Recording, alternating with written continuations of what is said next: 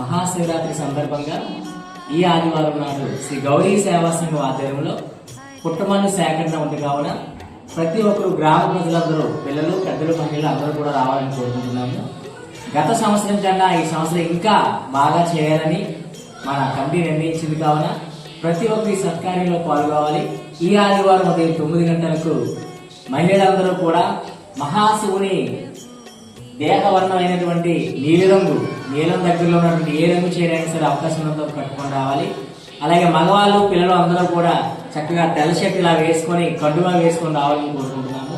అలాగే నాగేంద్రకి ఇష్టమైనటువంటి నాగంతువాలు కూడా అందరూ కూడా తీసుకుని వచ్చినట్లయితే చాలా చక్కగా ఉంటుంది.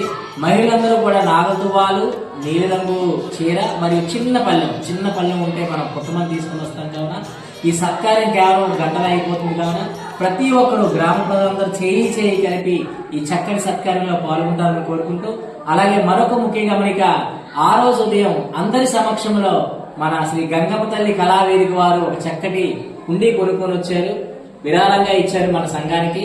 కావున ఆ రోజు ఆ యొక్క హుండీని కూడా మనం ఓపెన్ చేస్తాము. ప్రతి ఒక్కరు కూడా కనీసం ఒక రూపాయి తీసుకుని వచ్చి అమ్మవారికి కానుక ఇవ్వాలని కోరుకుంటూ, అందరూ తప్పకుండా ఆదివారం ఉదయం 9 గంటలకు రావాలని ఈ కార్యక్రమం.